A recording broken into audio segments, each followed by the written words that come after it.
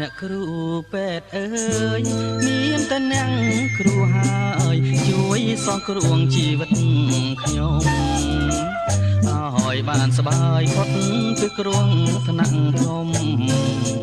អ្នកមានគុណឧត្តមរកអ្វីផ្ទឹមមិនបានទេ